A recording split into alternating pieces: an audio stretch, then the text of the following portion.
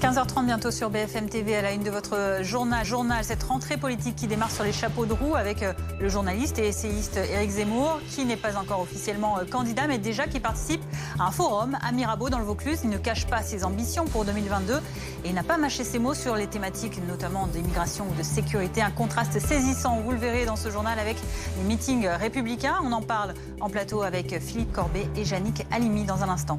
Les antipasses sanitaires se mobilisent de nouveau ce samedi avec 200 manifestations attendues partout en France pour ce 7e week-end consécutif de mobilisation. Qui sont ces manifestants? Pourquoi sont-ils à nouveau dans la rue? Nous verrons cela dans ce journal. Fin de l'opération Apagan en Afghanistan. Le dernier vol d'évacuation français a décollé cette nuit. Une centaine de Français ont ainsi été rapatriés et 2600 Afghans. Emmanuel Macron, quant à lui, est en conférence en Irak avec des dirigeants du Moyen-Orient et nous suivrons sa prise de parole dans visiblement l'heure prochaine, puisque ça a pris du retard. Ce sera au sujet notamment de la situation sécuritaire, évidemment, à Kaboul. Et puis, épidémie oblige, la France est restée plébiscitée par de nombreux Français cet été. Quel bilan pour la saison touristique dans notre pays? Reportage à suivre en Loire-Atlantique à La Baule. C'est donc le début d'un week-end de rentrée bien politique. Éric Zemmour n'est pas encore officiellement candidat à la présidentielle de 2022, mais c'est tout comme et il participe à un forum à Mirabeau dans le Vaucluse ce samedi. Loïc Besson était sur place pour BFM TV. C'est un Éric Zemmour déterminé, parfois même un peu tangent, qui s'est exprimé cet après-midi. Très en forme, Éric Zemmour, pour sa rentrée, et ce, dès son arrivée. Ça semble beaucoup l'amuser d'éluder la question de sa candidature. Il joue beaucoup sur l'ambiguïté, même si la question, c'est surtout quand il se déclarera. Alors, il nous a d'abord répondu par la chanson, l'envie d'avoir envie, avant de le dire plus explicitement, oui, il en a envie avec cet appel du pied à droite. Il dresse ce constat, Éric Zemmour. Marine Le Pen, tout le monde le sait, elle ne peut pas gagner. Les candidats à la primaire, ils ont peur de moi. Cherchez pourquoi. Et enfin, Laurent Wauquiez, dommage qu'il ait renoncé à se présenter. On partage beaucoup. C'est ce que dit Éric Zemmour au micro d'Alizé Boissin. Vous en avez envie, l'envie vraiment d'unir ces droits dont vous avez parlé? Alors, ça, oui, j'en ai envie, mais vous savez, je m'évertue depuis des années. Je veux dire, tous mes livres, moi, vous verrez, si vous venez dans mes salles, quand je présente mes livres, ça fait 10 ans, il y a des gens du Rassemblement national, du Front National ou du Rassemblement National, il y a des gens de LR. Robert Ménard, pendant des années, il m'a incité, encouragé, je dirais presque supplié d'être candidat à la présidentielle. Il me disait que j'étais le meilleur, le seul, que j'étais celui qui pouvait tenir le flambeau. Marine Le Pen, elle a un socle très, très solide, mais vous avez vu, elle a déjà perdu 5 points dans les sondages. Elle était à 26, elle n'est plus qu'à 21. Je pense que l'échec au régional a été un très mauvais coup pour elle. Et tout le monde a compris au RN qu'elle ne gagnerait jamais. Voilà, c'est tout, c'est clair. Vous noterez qu'Éric Zemmour regarde de près tous les sondages et il a trouvé la technique pour animer son public, les tacles à Emmanuel Macron. On a l'impression d'avoir un stagiaire de l'ENA à l'Élysée. Forcément, ça anime le public. Sur le fond, le débat s'est rapidement transformé en masterclass. La France est en danger de mort, a martelé Éric Zemmour. Et quand bien même le débat se déportait sur l'économie, il en revenait à ce qu'il appelle sa principale préoccupation, l'immigration. Le grand remplacement, ce n'est pas un mythe, explique-t-il. Ça nous arrivera si on ne l'empêche pas, ça nous balayera tous. Il prédit également pour la France une république islamique en 2100. Alors ce discours, il est très à droite de Marine Le Pen, mais il est aussi très assumé par Éric Zemmour. Il nous l'a dit en partant, je ne mets jamais d'eau dans mon vin. Et on en parle de ces propos d'Éric Zemmour en plateau avec Philippe Corbet, chef du service politique de BFM TV, et Yannick Halimi, qui est rédactrice en chef adjointe du service politique au Parisien. Yannick, il y est allé très fort, Éric Zemmour. Oui, il y est allé très fort. Remarquons que ce ne devait pas être le week-end d'Éric Zemmour. Tout le monde s'attendait à parler, et vous le faites, plus qu'amplement sur les Républicains, en ordre dispersé, mais les Républicains quand même. Un peu sur la gauche, vous avez fait beaucoup hier, encore peut-être demain probablement. Mais enfin, Éric Zemmour, on ne l'attendait pas, d'autant plus que Philippe Corbet le rappelait tout à l'heure, ce n'est pas un meeting. Un meeting de quoi? C'est pas un meeting intellectuel. Il est invité à un symposium, un colloque, un forum plutôt économique, si j'ai bien compris. compris. Mais bon, l'économique n'est jamais loin du politique et vice-versa. Mais pour rebondir sur votre question, il y a quand même effectivement une sorte de conjonction d'opportunités qui font qu'Éric Zemmour a amplement la parole et a la tribune. Il y a tout simplement, me semble-t-il, et je ne pense pas qu'il l'avait calculé, c'est le fait que Laurent Wauquiez ne se présente pas.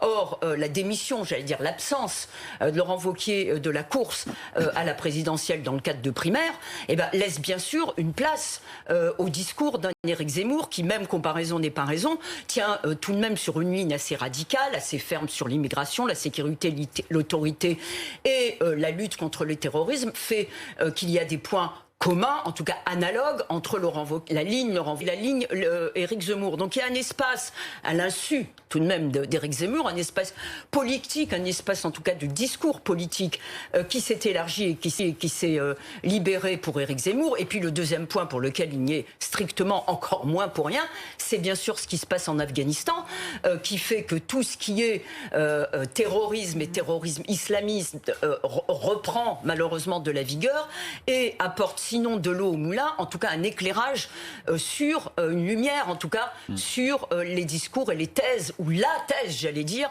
que tient Éric Zemmour depuis des années, comme il aime à le dire. Maintenant, Éric Zemmour, et après, est-ce qu'il va lancer véritablement sa candidature? Tout le monde le pense. Et Philippe, vous le rappeliez tout à l'heure, il va sortir un livre et il commence à organiser des réseaux, mais à part ça, Éric Zemmour, combien de divisions? Pas d'élus.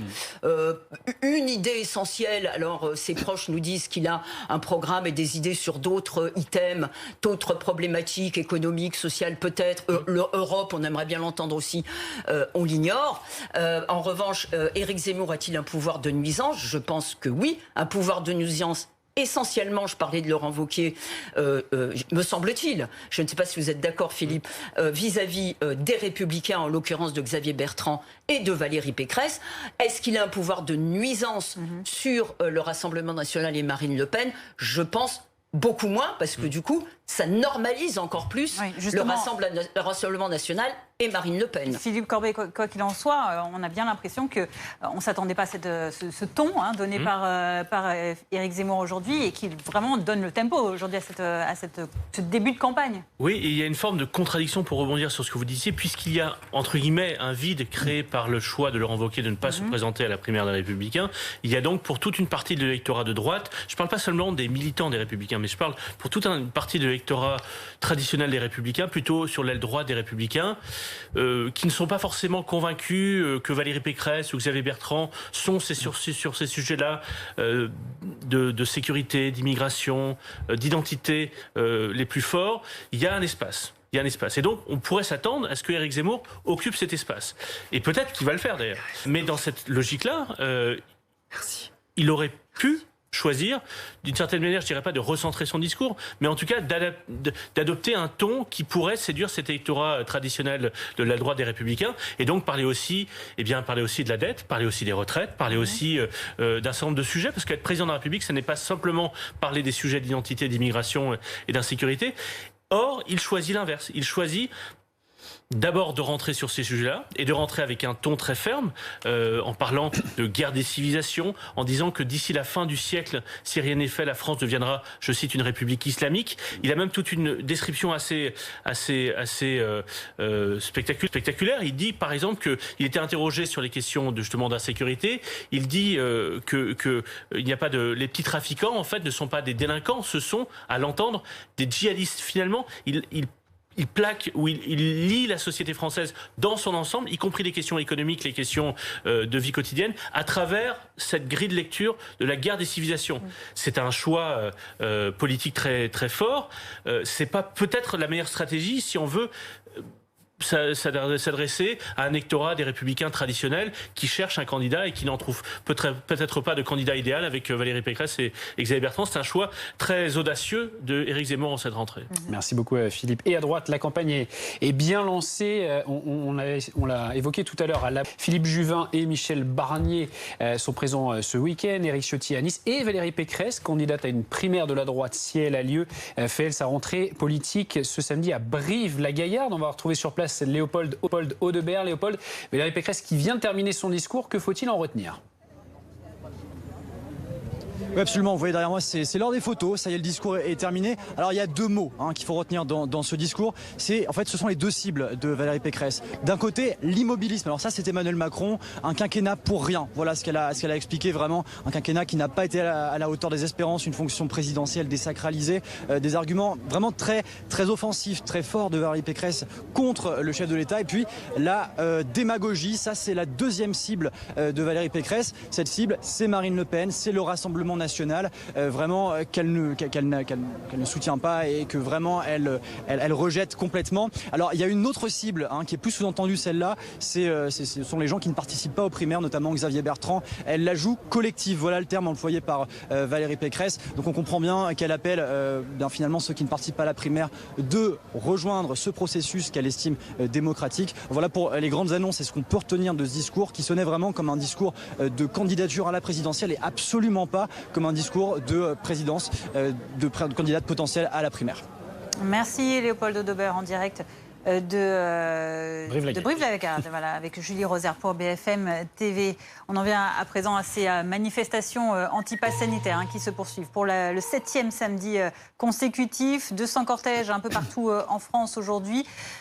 Sont attendus 140 à 180 000 participants selon le renseignement territorial. Et à Paris, ce sont 4 manifestations qui ont lieu, dont l'une menée comme tous les samedis par Florian Philippot. C'est là que l'on retrouve nos reporters pour cette manifestation qui, on le voit à l'écran, s'adresse notamment à ceux qui voudraient s'attaquer à la vaccination des enfants. C'est bien cela ?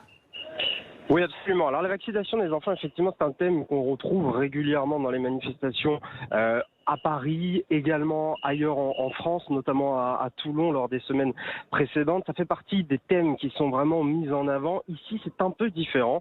On est vraiment sur une manifestation très politique. Tout à l'heure en politique et déjà sur la droite de l'échiquier politique, on parlait de l'envie d'avoir envie. Ici, on a eu droit tout au long de l'après-midi à allumer le feu de Johnny Hallyday. Effectivement, Florian Philippot ici essaye d'allumer un feu d'opposition. C'est une vérité puisque c'est décrit tout au long de la journée, et notamment sur les pancartes. Je vous ai parlé de ces pancartes qui sont assez nombreuses, qui dénoncent ce qu'ils appellent une dictature sanitaire parfois, mais également parfois tout simplement une dictature. Ça fait partie également des choses que l'on peut lire sur les pancartes. Florian Philippot qui vient de prendre la parole. On est arrivé au niveau d'école militaire après un petit tour dans le 15e arrondissement de Paris. Cortège assez court. L'objectif est vraiment d'avoir des prises de parole comme dans un meeting politique. Florian Philippot qui vient d'expliquer, cet après-midi, vous avez envie de retrouver votre liberté et d'aider Macron à faire ses valises. L'opposition est toujours l'opposition pour le leader des Patriotes. Alors on va essayer de répondre à une question également.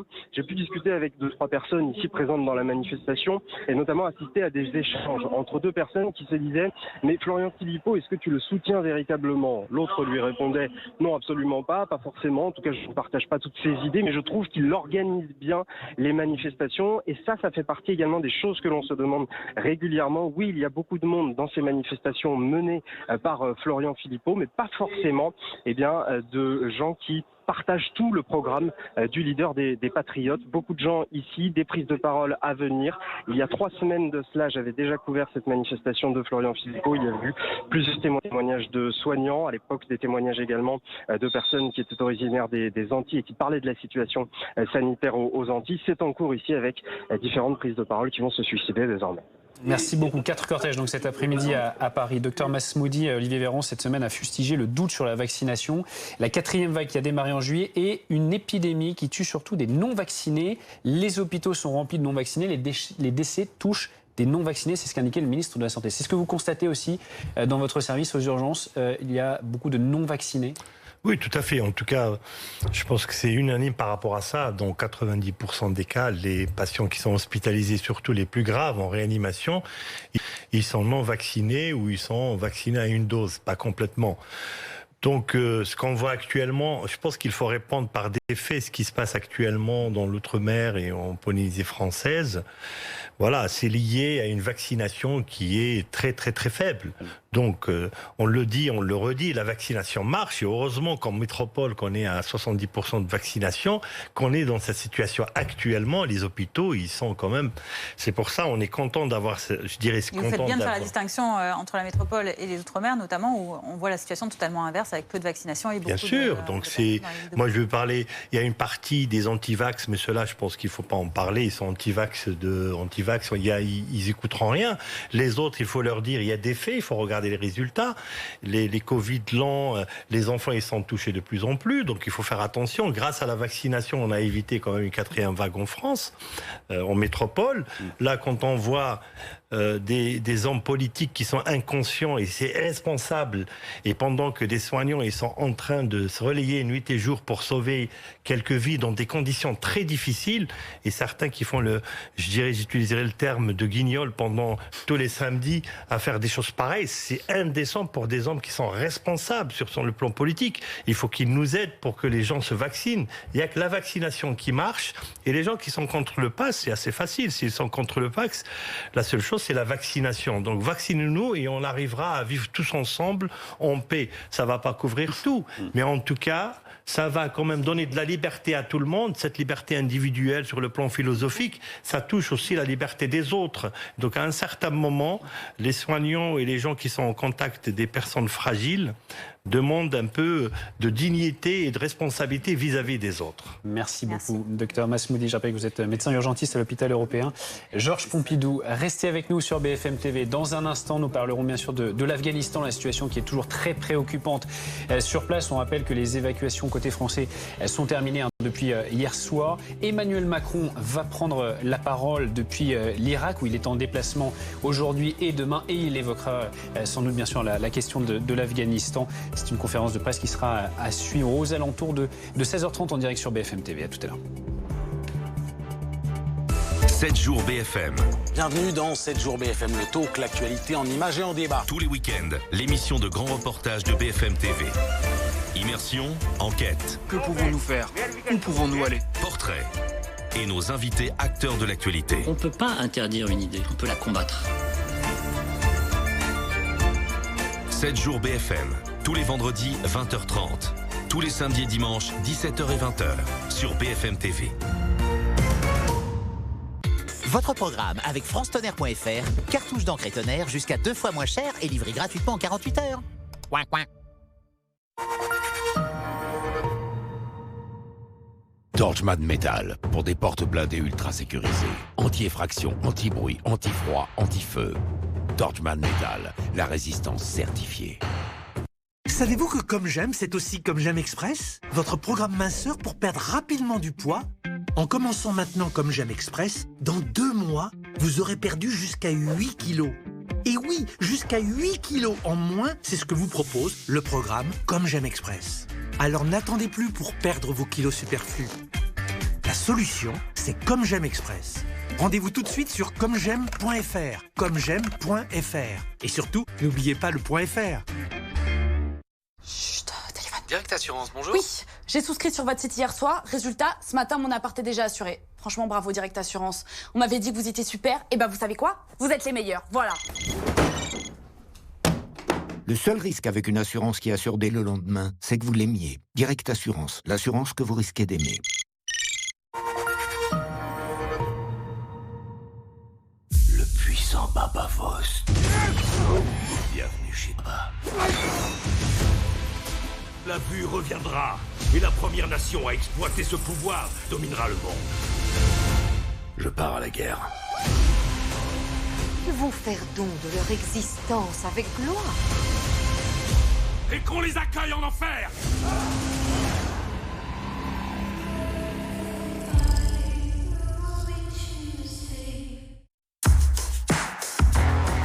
Leur passion, c'est le van. Le van qu'ils achètent, qu'ils transforment et qu'ils revendent. On est chaud! Inédit Van Mécanique, jeudi à 21h05 sur RMC Découverte, Canal 24. PixPay, c'est la carte de paiement des ados copilotée par les parents. Vous versez son argent sur sa carte, c'est instantané. Il apprend à gérer ses finances, vous suivez ses dépenses. Il gagne en autonomie et vous, en tranquillité. Alors commandez-la dès maintenant sur pixpay.fr. À la une de l'actualité, on vous rappelle les informations principales à 15h48. L'Afghanistan et la France qui a donc mis fin à son pont aérien hier soir. Les États-Unis ont eux déclaré avoir mené des frappes et tué un membre de l'État islamique. Depuis l'Irak, Emmanuel Macron appelle à ne pas baisser la garde face à Daesh, qui demeure, selon lui, une menace. Le président qui tiendra une conférence de presse aux alentours de 16h30. Ce sera à suivre, évidemment, en direct sur BFM TV. Les anti-terres se mobilisent de nouveau ce samedi avec 200 manifestations partout en France pour ce 7e week-end consécutif de mobilisation. À quelques jours de la rentrée scolaire, sont-ils nombreux? Nous verrons cela dans le prochain journal. Et on en vient donc à ces évacuations françaises depuis l'Afghanistan. Ça y est, c'est fini depuis la nuit dernière. Annonce conjointe du ministère des Armées et des Affaires étrangères. Et en moins de 2 semaines, ce sont une centaine de Français et 2600 Afghans qui ont pu être exfiltrés. Mais les États-Unis font état de risques de nouveaux attentats, comme celui qui a fait plus de 170 morts, selon New York Times, ce jeudi aux abords de l'aéroport de Kaboul. Le point avec Guillaume Barki. Les derniers avions français ont quitté Kaboul. Dans un tweet posté hier soir, la ministre des Armées Florence Parly annonce la fin de l'opération à Pagan. Je rends hommage à l'engagement de nos militaires, diplomates, policiers, de ceux qui ont risqué leur vie pour permettre à ces milliers de personnes de fuir la terreur. Un arrêt des évacuations contraint par le risque sécuritaire au lendemain d'un attentat suicide devant l'une des portes de l'aéroport de Kaboul. Hier, le porte-parole du Pentagone a dit anticiper d'autres attaques. Nous estimons qu'il y a toujours des menaces crédibles. D'ailleurs, je dirais des menaces précises et crédibles. Depuis le 15 août, la France dit avoir évacué 3000 personnes, parmi lesquelles des Français, et une grande majorité d'Afghans menacés sur place. Mais dans leur communiqué, les ministres des Armées et des Affaires étrangères annoncent que des discussions sont ouvertes pour permettre de nouveaux départs après le retrait définitif des Américains. Nous poursuivrons nos efforts engagés auprès des responsables talibans pour garantir qu'ils ne mettront aucune entrave après le 31 août au départ de ceux qui le souhaiteront. L'ambassadeur de France, David Martinon, a été rapatrié vers Abu Dhabi avec ses équipes. C'est depuis la France qu'il l'opérera désormais. Avec nous en plateau, François Durper, Ulysse Gosset. Ulysse, on le rappelle qu'il y a donc cette conférence de presse d'Emmanuel Macron depuis l'Irak, Bagdad, où il est pour ce week-end pour ce déplacement et ce sommet, notamment avec des dirigeants du Moyen-Orient. Conférence qui était prévue avant l'attentat de Kaboul, mais évidemment cette réunion qui apparaît d'autant plus nécessaire qu'elle était consacrée à la stabilité de la région. Oui, absolument, puisque cette conférence est destinée effectivement à soutenir, à appuyer l'Irak, et le désastre américain en Afghanistan ne fait que renforcer l'intérêt de ce dialogue avec les pays voisins de l'Irak. Alors des pays aussi différents et parfois même adversaires, par exemple l'Iran et l'Arabie Saoudite, mais aussi avec la Jordanie, la Turquie, l'Égypte et aussi le Qatar. Le Qatar qui abritait jusqu'à il y a quelques jours la représentation talibane à l'extérieur de l'Afghanistan. Et d'ailleurs, le président français a eu des entretiens avec l'émir du Qatar pour justement demander de l'aide pour assurer une meilleure logistique dans l'évacuation. Alors ça a été le cas jusqu'à hier au cours de la nuit, mais surtout après le 31 août, lorsque les Américains seront partis. On peut imaginer que des réfugiés afghans puissent partir de Kaboul sur des vols commerciaux en direction du Qatar. Et le Qatar peut influencer très certainement les talibans pour faciliter les choses afin d'assurer cette évacuation, ces exfiltrations des gens qui veulent se rendre en France. Donc ça, c'est le premier intérêt.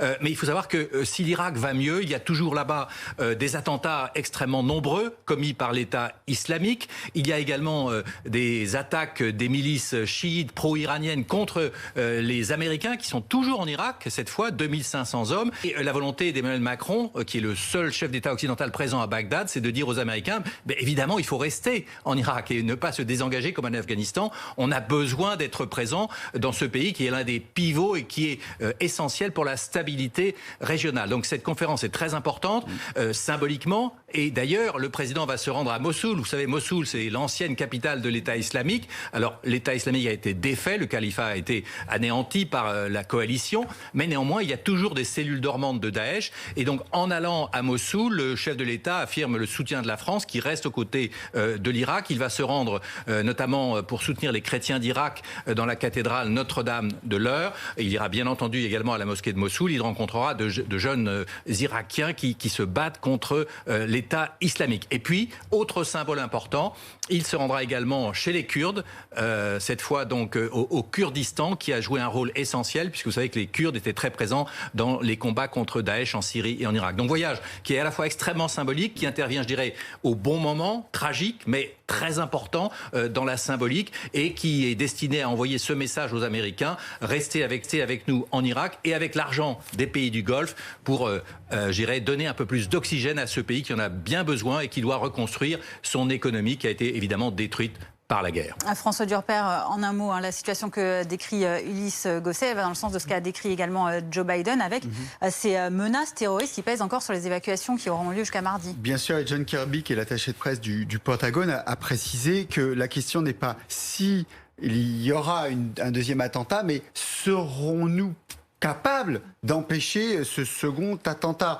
Et d'ailleurs, le général Kenneth McKenzie, qui dirige toutes les forces américaines, a précisé que finalement, il y a une coopération antiterroriste avec les talibans. La question est de savoir jusqu'où va cette coopération antiterroriste. Polémique aux États-Unis. On sait qu'une liste de noms d'Américains et d'Afghans ont été donnés aux talibans, ne serait-ce que pour passer à travers les checkpoints. C'est dire que est-ce que c'est pas une liste noire qu'on donne aux talibans? En tout cas, ça fait un peu scandale, mais parce que peut-être simplement l'ennemi, ce n'est plus exactement le même aujourd'hui. C'est l'État islamique qui est aujourd'hui l'ennemi des Américains et des talibans. Merci beaucoup François pour ces explications. Restez avec nous sur BFM TV dans un instant. Nous reviendrons sur les manifestations contre le pass sanitaire ce samedi partout en France. Mais avant cela, la météo. La météo avec Mondial Piscine. Mondial Piscine.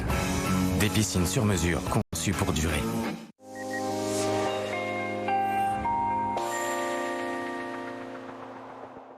Dernier week-end avant la rentrée et des conditions parfaites du côté d'Arcachon, alors surtout sur l'ouest et sur le sud du pays. Vraiment, on a du plein soleil. À l'image de cette webcam sur Arcachon, il fait 26 degrés. Donc des conditions calmes, mais quand même quelques petits bémols en ce moment. On a toujours davantage de nuages et on les voit très bien sur cette animation satellite sur un bon quart nord-est. Des nuages que l'on va retrouver également demain au lever du jour, là aussi sur un très large quart nord-est. Localement quelques précipitations mais assez faibles quand même du côté de l'Alsace. Et puis ensuite on a un dégradé nuageux. Plus on ira vers l'ouest, plus on ira vers le sud et plus ce sera bien ensoleillé. Il y aura encore un petit peu de vent en Méditerranée. Puis dans le courant de l'après-midi, on va conserver ces nuages sur le quart nord-est. Ils seront même plus menaçants près des frontières du nord avec là aussi quelques averses. Ailleurs, ça reste quand même ensoleillé, toujours ce même dégradé nuageux. Un coup d'œil à vos températures.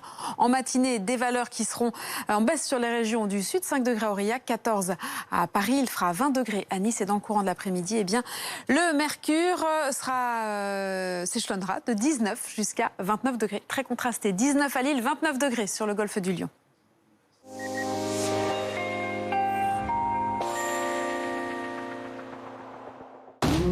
C'était la météo avec Mondial Piscine. Mondial Piscine. Des piscines sur mesure conçues pour durer. Dimanche. Recherche, diagnostic, traitement, financement. La médecine est en mouvement. Les nouveautés en matière de santé dans Prenez soin de vous. Dimanche sur BFM TV. Retrouvez votre programme en toute sérénité avec Noreca. Complément alimentaire dédié à votre bien-être mental. Eureka, j'ai Noreca.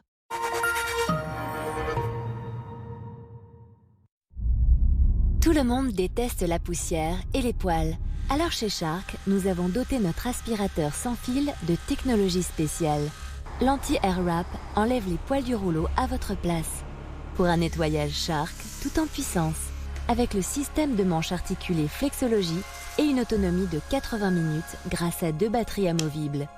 Faites confiance à une technologie sans fil, facile d'utilisation. Sans oublier 5 ans de garantie Shark. Plus d'un demi-million de Français ont perdu du poids grâce à Comme J'aime. Parce que le programme Comme J'aime, c'est une perte de poids qui permet de s'affiner, de délicieux repas livrés à domicile et surtout une efficacité prouvée. Et oui, nos clients perdent en moyenne plus de 6 kilos dès le premier mois. En plus, vous mangez de bons petits plats prêts en seulement 2 minutes. Fini les courses, fini la cuisine et fini la vaisselle. Alors pour perdre du poids, rendez-vous sur commej'aime.fr, commej'aime.fr. Et surtout, n'oubliez pas le .fr. In my kingdom, my head go hold so tight, won't let me. Is there really such a hole, or the day just told so? I said I hang my head, I said I hang my head, I said I hang my head, but I've got to keep on moving, got to keep on moving, got to keep on moving. Don't set up in the light of day. Love is all that I can give to you. Chez Shiva, nous savons qu'il n'y a pas de ménage bien fait sans employés de maison valorisés. Shiva, vous allez adorer rentrer chez vous. Les pires accidents, ce soir à 21h05 sur RMC Story. 230, 231 et 232. Super. Ben oui, mais moi j'ai pensé à vous tout de suite. Deux. Eh ben, vous qui avez vendu ma maison si vite, je pense qu'avec vous, là, toute la collecte, elle part en moins de 2. Ah oui, mais non, parce que moi, mon métier, c'est la vente de biens immobiliers. Donc vraiment, les nains de jardin, j'y connais rien du tout. Ah, la modestie. Une fois que l'on a vendu son bien avec le mandat Bayer Pi, on aimerait que tout se vende aussi vite. Petit puits qui fonctionne, hein, avec le petit charpentier qui est dessus.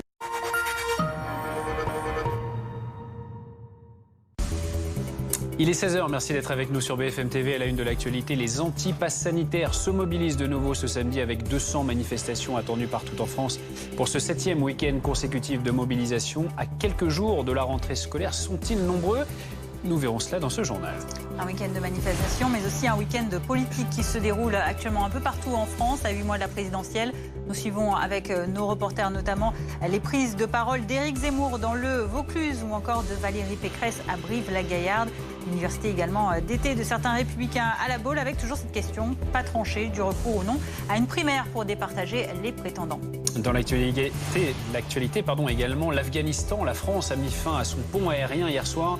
Les États-Unis ont eux déclaré avoir mené des frappes et tué un membre de l'État islamique. Depuis l'Irak, Emmanuel Macron appelle à ne pas baisser la garde face à Daesh, qui demeure une menace, selon les mots du président. Le président qui tiendra une conférence de presse. Ce sera à suivre sur BFM TV dans quelques minutes en direct. Et puis les services de renseignement américains qui restent divisés sur l'origine du Covid-19. Selon un rapport, Joe Biden accuse la Chine, lui, d'empêcher l'accès à des informations essentielles sur les origines de cette pandémie. Des explications dans un instant en plateau avec François Durper.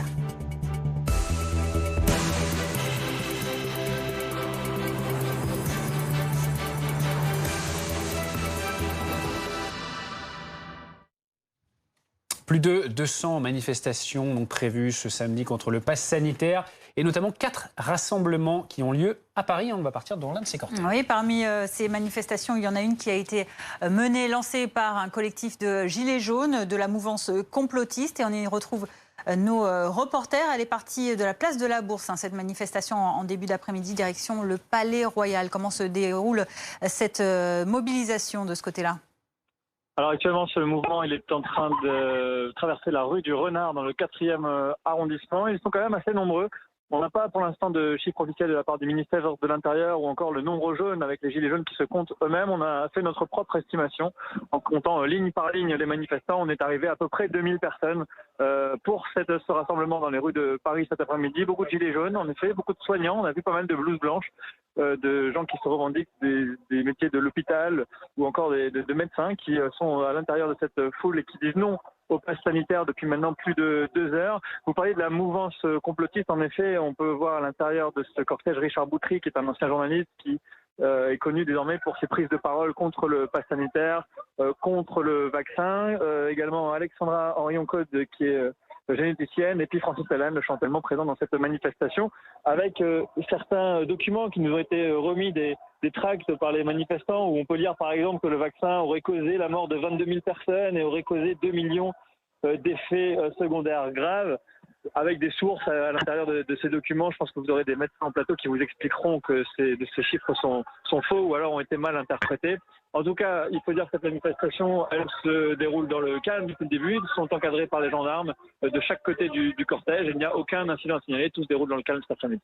Merci beaucoup pour ces précisions. Donc, dans l'un des cortèges, on le rappelle, 4 cortèges au total, manifestation des Gilets jaunes et également une manifestation à l'appel de Florian Philippot, comme chaque samedi depuis 7 samedis maintenant, le fondateur du parti Les Patriotes. Vous le voyez ici, ce cortège qui est dans le 7e arrondissement, qui est parti de la place Joffre, qui va se rendre jusqu'à la place de Fontenoy. Avec nous en plateau, Patrick Martin-Genier, enseignant à Sciences Po. Merci d'être avec nous. Et le docteur Benoît Papon, bonjour, médecin urgentiste à l'hôpital américain de Neuilly-sur-Seine. Juste d'abord, docteur, pour rebondir sur ce que nous disait l'un de nos envoyés spéciaux à l'instant, les chiffres qui sont donnés et les thèses qui sont soutenues par certains manifestants. Quelle est votre réaction? Qu'est-ce que vous en pensez? On peut continuer à avoir une langue de bois et parler politiquement correct en disant qu'on est un peu triste pour ces gens, ou alors on peut dire ce que d'études montrent et prouvent depuis maintenant des mois. Elles sont publiées aux États-Unis et au Canada, elles le sont relativement peu en France. On sait pertinemment que le taux de vaccination est directement proportionnel au nombre d'années d'études et au niveau de vie. C'est-à-dire que malheureusement, aujourd'hui, ceux qui sont le moins vaccinés sont les gens qui sont le plus souvent à risque de contracter le virus. Et c'est ça qui est regrettable. Alors bon, qu'ils aillent manifester, marcher dans Paris, c'est excellent pour la santé, mais c'est bête pour eux.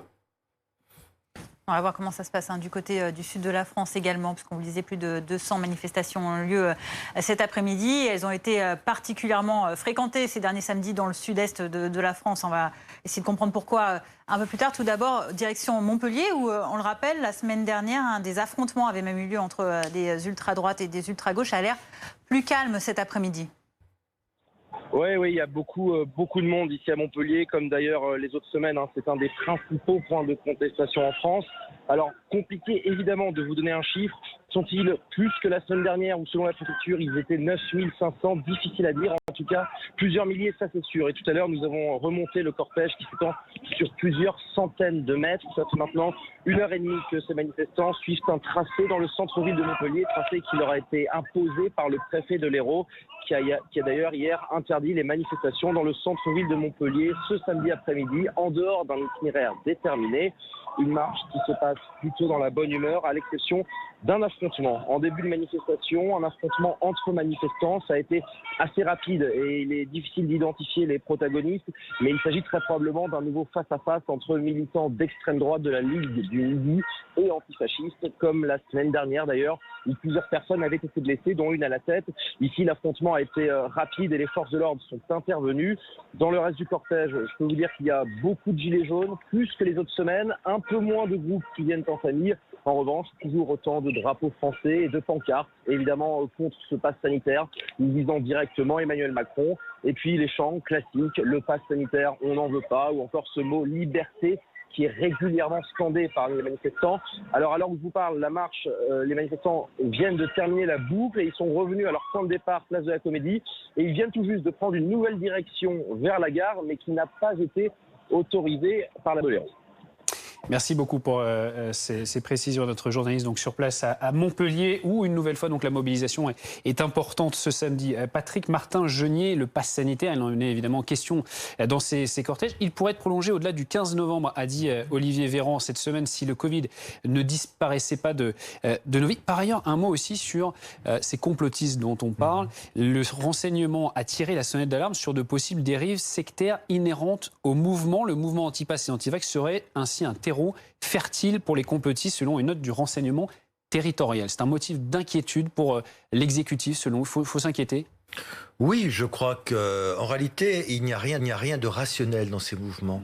On entend des arguments lorsque vous entendez les gens qui ne veulent pas ce pass sanitaire, qui ne veulent pas de la vaccination. Ils ont des arguments, on dirait que tout le monde est médecin.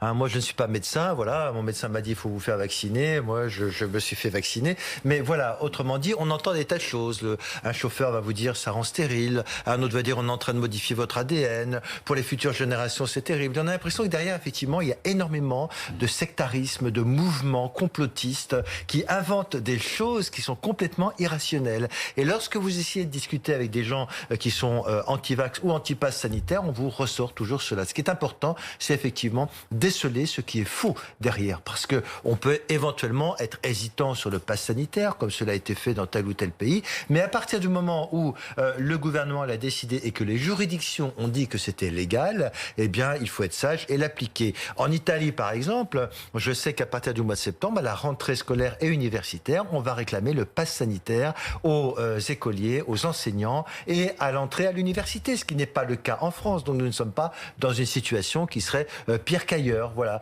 Donc, c'est important sur ce point de distinguer effectivement, il y a des mouvements complotistes et en effet, ça peut être un sujet de dérogation, car derrière, il peut y avoir une dérive sectaire.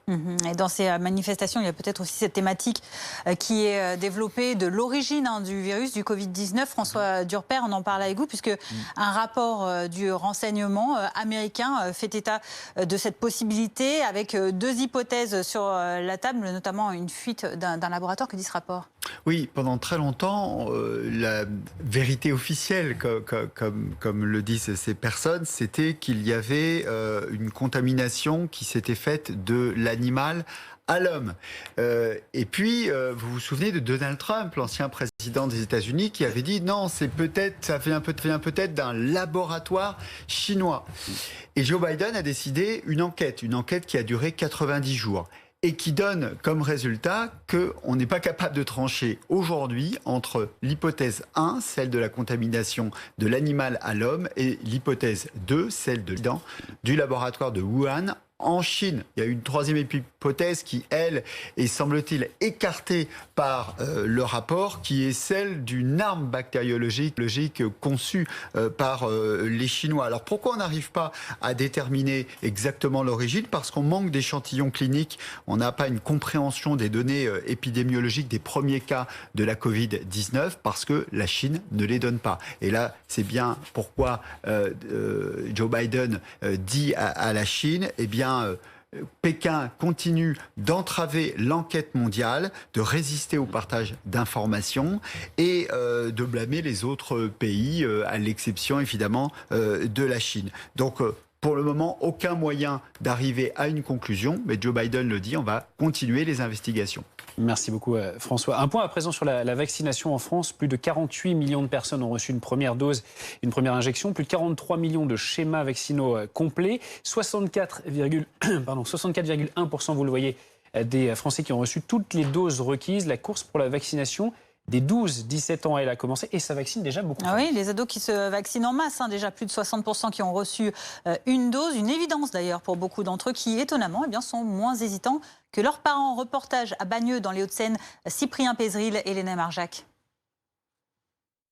À moins d'une semaine de la rentrée, direction le centre de vaccination pour Marguerite, 13 ans, et Mathieu, 16 ans. Alors, je viens pour faire vacciner mes deux enfants. D'accord. Pas trop peur, pas trop stressé. Une injection vécue comme une formalité par les adolescents. Voilà, détends bien au maximum. Et c'est fini. Avec cette seconde dose, c'est la libération pour Marguerite et son frère Mathieu. C'est bien, comme ça je vais pouvoir rester à l'école si jamais il y a des cas de Covid dans la classe. J'ai l'impression de participer à l'effort collectif. Je te rends du coup ton pass sanitaire qui sera valable dans une semaine. Dans cette famille, la vaccination n'a pas immédiatement été une évidence, mais avec l'élargissement du pass sanitaire, pour leur mère Aurélie, c'est une étape nécessaire pour retrouver la vie d'avant. Si on peut retourner au théâtre avec les enfants, si on peut, sans se faire chatouiller les narines à chaque fois, c'est quand même assez contraignant. On sent que la vie va être de plus en plus compliquée pour les personnes pas vaccinées. Les 12-17 ans sont de plus en plus nombreux à venir. Ils représentent désormais un tiers des injections ici. Les jeunes sont les plus motivés, selon Alain Debercé de la Croix-Rouge, qui gère avec la ville de Bagneux ce centre. On a beaucoup de parents qui refusent que leurs enfants mineurs soient vaccinés. Les jeunes, ils ont eu déjà les vaccinations étant petits, plus les rappels ensuite vers 10-11 ans. Ils voient autour d'eux leurs copains ou copines qui ont été vaccinés et qui visiblement ne présentent pas de symptômes particuliers. Donc la vaccination leur fait moins peur qu'aux adultes. Et les mineurs de plus de 16 ans n'ont pas besoin d'autorisation parentale pour être vaccinés. On en vient à présent à ce week-end de rentrée politique. Éric Zemmour prépare-t-il sa candidature à la présidentielle? Il est en tout cas à Mirabeau, dans le Vaucluse, ce samedi. Après avoir commencé doucement, Éric Zemmour, il est allé franco, c'est le moins qu'on puisse dire, lors de sa prise de parole. Loïc Besson est sur place pour BFM TV. Très en forme, Éric Zemmour, pour sa rentrée, et ce, dès son arrivée. Ça semble beaucoup l'amuser d'éluder la question de sa candidature. Il joue beaucoup sur l'ambiguïté, même si la question c'est surtout quand il se déclarera. Alors il nous a d'abord répondu par la chanson, l'envie d'avoir envie, avant de le dire plus explicitement, oui, il en a envie avec cet appel du pied à droite. Il dresse ce constat, Éric Zemmour. Marine Le Pen, tout le monde le sait, elle ne peut pas gagner. Les candidats à la primaire, ils ont peur de moi. Cherchez pourquoi. Et enfin, Laurent Wauquiez, dommage qu'il ait renoncé à se présenter. On partage beaucoup, c'est ce que dit Éric Zemmour au micro d'Alizé Boissin. Vous en avez envie, l'envie vraiment d'unir ces droits dont vous avez parlé? Alors, ça oui, j'en ai envie, mais vous savez, je m'évertue à le faire depuis des années. Je veux dire, tous mes livres, moi vous verrez, si vous venez dans mes salles, quand je présente mes livres, ça fait 10 ans, il y a des gens du Rassemblement national, du Front National ou du Rassemblement National, il y a des gens de LR. Robert Ménard, pendant des années, il m'a incité, encouragé, je dirais presque supplié d'être candidat à la présidentielle. Il me disait que j'étais le meilleur, le seul, que j'étais celui qui pouvait tenir le flambeau. Marine Le Pen, elle a un socle très, très solide, mais vous avez vu, elle a déjà perdu 5 points dans les sondages. Elle était à 26, elle n'est plus qu'à 21. Je pense que l'échec au régional a été un très mauvais coup pour elle. Et tout le monde a compris au RN qu'elle ne gagnerait jamais. Voilà, c'est tout, c'est clair. Vous noterez qu'Éric Zemmour regarde de près tous les sondages et il a trouvé la technique pour animer son public, les tacles à Emmanuel Macron. On a l'impression d'avoir un stagiaire de l'ENA à l'Élysée. Forcément, ça anime le public. Sur le fond, le débat s'est rapidement transformé en masterclass. La France est en danger de mort, a martelé Éric Zemmour. Et quand bien même le débat se déportait sur l'économie, il en revenait à ce qu'il appelle sa principale préoccupation, l'immigration. Le grand remplacement, ce n'est pas un mythe, explique-t-il. Ça nous arrivera si on ne l'empêche pas, ça nous balayera tous. Il prédit également pour la France une république islamique en 2100. Alors ce discours, il est très à droite de Marine Le Pen, mais il est aussi très assumé par Éric Zemmour. Il nous l'a dit en partant, je ne mets jamais d'eau dans mon vin. Pourquoi un tel ton donné par Éric Zemmour aujourd'hui pour ce lancement de pseudo-campagne politique? L'analyse de Philippe Corbet, pour qui Éric Zemmour fait un choix purement politique. Il fait un choix politique d'entrer dans cette rentrée, dans cette campagne, puisqu'il va y avoir probablement une campagne sur un thème politique qu'il a choisi. Rappelons qu'à ce stade, il n'est pas candidat, il est pour l'instant un journaliste, un éditorialiste, un essayiste, mais on voit déjà qu'on est passé à l'étape d'après. Dans quelques jours, il va sortir son livre, il va rassembler des amis dans les prochaines semaines, et donc on est vraiment passé dans une nouvelle phase pour Éric Zemmour. Là, le discours qu'il tient au micro de Loïc Besson, c'est un discours politique, d'analyse politique sur les chances, ou plutôt le manque de possibilités pour Marine Le Pen d'être élue présidente de la République, sur le regret que Laurent Wauquiez ne se présente pas à la primaire des Républicains, sur la situation de la droite, de l'union des droites quand il parle. Et dans le forum où il est invité, puisqu'il était un forum organisé par l'entrepreneur Rafik Smati, où il était question, il était notamment interrogé sur l'économie, à chaque fois il est revenu sur ces sujets, ce qu'il appelle, je cite, la guerre de civilisation. Il décrit au fond une France en danger de mort, là aussi c'est son expression. Il dit d'ailleurs que la perspective, si rien n'est changé, c'est que la France devienne à la fin du siècle, je cite encore, une république islamique. Et je vais vous donner un exemple dans la démonstration de ce forum qui est assez frappante. En tout cas, je ne crois pas qu'on ait entendu déjà un responsable politique, même s'il ne l'est pas encore, mais un candidat à président de la République, ce qui sera bientôt, tenir ce genre de propos. Il parle de l'insécurité. Et il dit, au fond, on parle beaucoup d'autorité de l'État, autorité républicaine, face à la délinquance, mais il dit que ce n'est pas une question d'autorité, car les trafiquants, par exemple, ne sont pas des délinquants, ce sont, selon Éric Zemmour, c'est ce qu'il a dit, ce sont des djihadistes. Et au fond, même pour parler de ces sujets qui sont des sujets importants pour la vie des Français, c'est-à-dire la sécurité du quotidien, les vols, les agressions, les cambriolages, il applique une grille de lecture de guerre de civilisation, c'est l'expression qu'il utilise, en parlant de djihadistes. S'il rentre dans cette campagne électorale comme ça va défriser, parce que ce n'est pas exactement le thème, le type de débat qu'on a dans les débats présidentiels habituellement. Et pour résumer, il est clairement à la droite de Marine Le Pen sur ces thèmes-là. Marine Le Pen ne tiendrait jamais ce type de propos-là, et elle ne partage pas probablement cette analyse-là. Et ce week-end marque aussi le quasi-début de campagne officielle pour la primaire à droite. Les 4 candidats sont tous sur le terrain. Philippe Juvin et Michel Barnier sont à La Baule, Éric Ciotti à Nice et Valérie Pécresse est à Brive-la-Gaillarde. Elle promet aux Républicains, je cite, de jouer. Écoutez. Bon, ok. Mais il y a plusieurs candidats à la présidentielle à droite.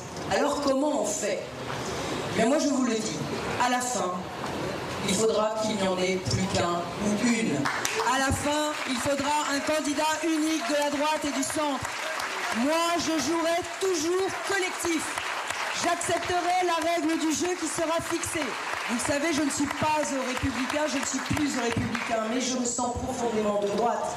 Et j'accepterai la règle du jeu qui sera fixée ensemble avec les républicains. Mais mon devoir de vérité me force à vous dire aussi une chose. Si je suis candidate, c'est pour gagner. Alors je ne lâcherai rien. Dans l'actualité de ce samedi, il y a également la situation en Afghanistan, bien entendu. La France a mis fin à ses évacuations hier soir. Près de 3000 personnes, dont plus de 2600 ressortissants afghans, ont donc été évacués de Kaboul vers la France. Mais de nombreux Afghans sont toujours, eux, bloqués sur place. Oui, et à Paris, Mariam a eu des nouvelles rassurantes de son frère qui a pu rentrer en France. Mais elle est inquiète pour ses sœurs restées dans le pays. Elle témoigne de façon anonyme par peur des représailles. Guillaume Barqui, Clémence Dibou et Julie Reuser. Quelques heures avant l'annonce de la fin des évacuations, ces Afghans sont parmi les derniers à embarquer dans un avion français. Au total, ce sont près de 2600 habitants du pays qui ont été évacués vers la France. Des habitants comme le frère de Mariam, française d'origine afghane. Il a pu atterrir à Paris avec sa femme, son fils et ses 4 filles juste avant la fermeture du pont aérien. Il y a des menaces de la part des talibans sur les familles qui ont des filles. Plus de 12 ans. Ils sont proposés et en plus obligés de se marier avec les combattants de talibans. Détenteur d'un titre de séjour, il est maintenant en sécurité avec sa famille. Mais si Myriam témoigne de manière anonyme, c'est qu'en peur pour ses 2 sœurs, enseignantes dans une école de filles en Afghanistan, qui sont restées sur place. Ils ont été des défenseurs des droits des femmes. Bien sûr que c'est un gros risque. Les filles de mes sœurs, c'est ça que je m'inquiète beaucoup, pour les filles surtout. Car pour ceux encore à Kaboul, c'est parfois le désespoir qui guette. Cet Afghan joint par téléphone avant l'annonce de la fin des évacuations nous disait être en danger et changer de cachette fréquemment. Le moral c'est pire, hein, mais parce que quand il n'y a pas de vol, tout ça, et toujours les enfants et ma femme, ils me demandent quand on rentre en France et tout ça, mais ça c'est le moral.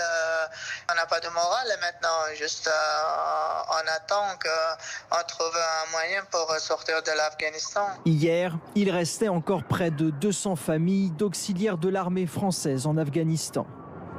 Et en réponse à l'attentat de Kaboul, les États-Unis ont mené une frappe de drone contre une cible du groupe État islamique en Afghanistan. C'était ce samedi et ils annoncent avoir tué un organisateur de Daesh. La situation sur place reste extrêmement tendue. Les États-Unis demandent à leurs ressortissants de quitter les abords de l'aéroport de Kaboul alors que la menace de nouvelles attaques donc persiste. François Durper est avec notre consultant aux États-Unis pour BFM TV. Le président Biden avait promis des représailles. Il a tenu sa promesse, mais c'est une crise terrible pour le nouveau président américain.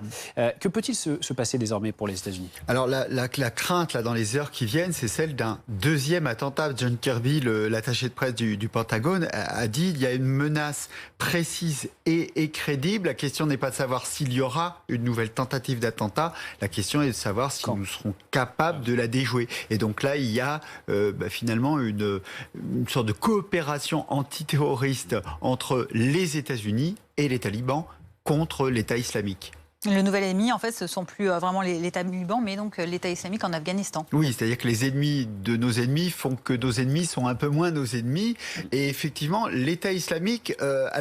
Pour l'État islamique, l'ennemi, c'est les États-Unis, mais c'est effectivement les talibans. Pour eux, les talibans sont vraiment des vendus. C'est totalement une autre vision. Eux, ils ont l'idée d'un califat mondial. Les talibans, ils ont la vision de gouverner l'Afghanistan. Ils sont pour eux complètement impropres à mener le djihad. Ils existent depuis 2015. Alors évidemment, les offensives américaines et afghanes ont complètement diminué ce groupe, mais un militaire disait disait, il en vient de partout. On a détruit, disait-il, les 5 tiers de leurs troupes. Ce qui voulait dire qu'en fait, il y avait toujours des troupes qui venaient, et leur capacité étant effectivement de faire venir des troupes du Pakistan, voire de l'Inde. Ce qui s'est passé, c'est qu'aussi une grande prison a été ouverte par les talibans. Il y avait des prisonniers talibans, mais il y avait aussi des prisonniers. Il y avait 5000 prisonniers en tout. Sans doute, parmi ces prisonniers, on trouve les commanditaires et les responsables de l'attentat.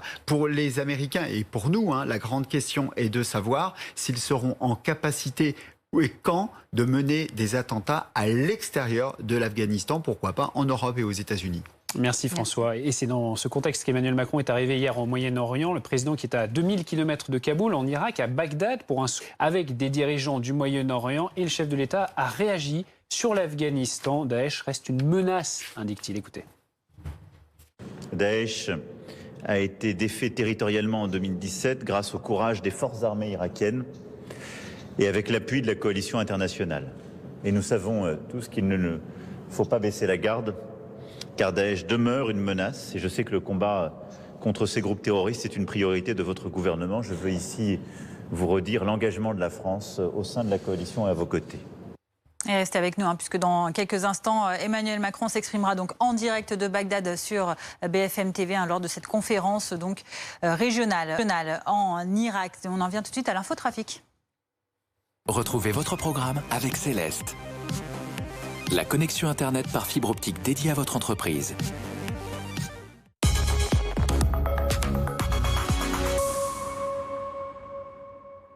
Vos conditions de circulation pour ce dernier week-end de vacances sur les routes avant la rentrée scolaire. Et c'est rouge dans le sens des retours dans le sud-est, orange dans le reste du pays. Attention.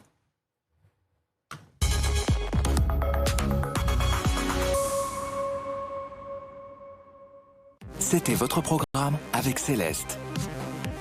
La connexion Internet par fibre optique dédiée à votre entreprise. Restez avec nous sur BFM TV. Dans un instant, nous parlerons politique et notamment d'Éric Zemmour qui est dans le Vaucluse ce samedi. Il était invité pour un forum et Éric Zemmour n'a pas mâché ses mots. Il est allé franco, c'est le moins qu'on puisse dire. Vous l'entendrez dans un instant. À tout de suite. 7 jours BFM.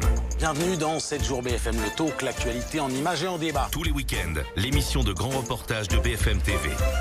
Immersion, enquête. Que pouvons-nous faire? Où pouvons-nous aller? Portrait. Et nos invités acteurs de l'actualité. On ne peut pas interdire une idée, on peut la combattre. 7 jours BFM, tous les vendredis 20h30. Tous les samedis et dimanches 17h et 20h sur BFM TV. Votre programme avec francetonnerre.fr, cartouche d'encre et tonnerre jusqu'à 2 fois moins cher et livré gratuitement en 48 heures. Coin, coin.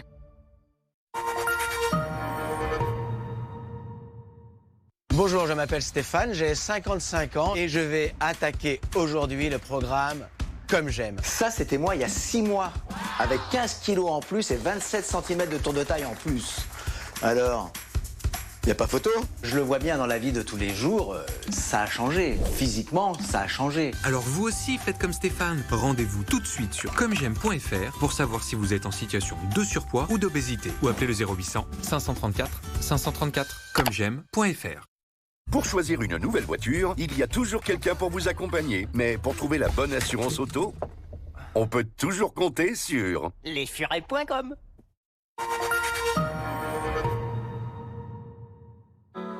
Quand vous avez meublé votre première maison, on était là. Le jour où la télé est arrivée, on était à vos côtés. Et puis pour vos grands départs en vacances, on vous a accompagnés. Ah, et quand une bonne vieille cassette vous faisait danser, on était avec vous.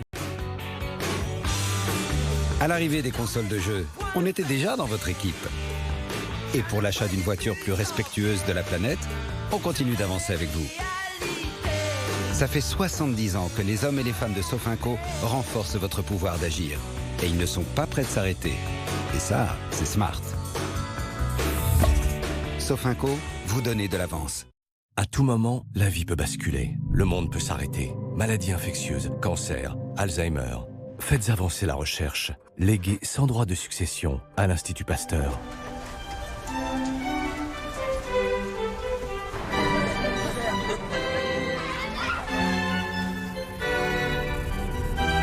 Ensemble, défendons la recherche. Demandez la brochure LEG au 0805 215 216 ou sur leg.pasteur.fr.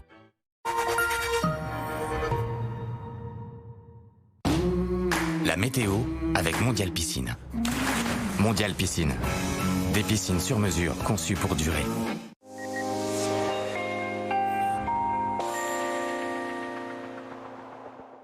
Dernier week-end avant la rentrée et des conditions parfaites du côté d'Arcachon, alors surtout sur l'ouest et sur le sud du pays.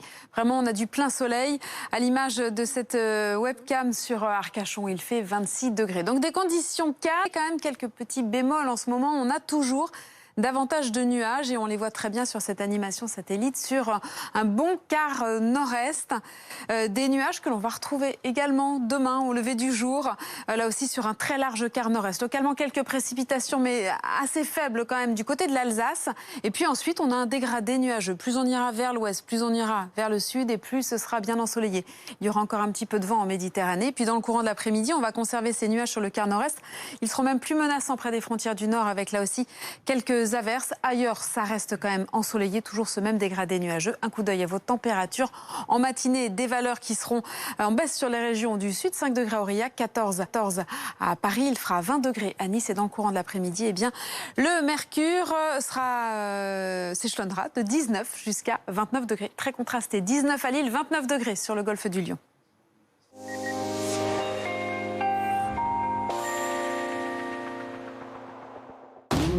C'était la météo avec Mondial Piscine. Mondial Piscine.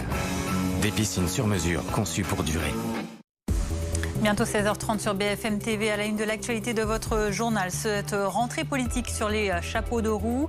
Le journaliste et essayiste Éric Zemmour n'est pas encore candidat officiel à la présidentielle, mais déjà il participe à un forum à Mirabeau dans le Vaucluse cet après-midi. Et il ne cache pas ses ambitions, il ne mâche pas non plus ses mots sur les thématiques d'immigration, d'identité ou encore de sécurité. Un contraste saisissant avec les meetings Les Républicains. On en parle en plateau avec Philippe Corbet. Les antipasses sanitaires se mobilisent de nouveau ce samedi avec 200 manifestations partout en France pour ce 7e week-end consécutif de mobilisation. Qui sont ces manifestants? Pourquoi sont-ils à nouveau dans la rue? Nous verrons cela dans ce journal.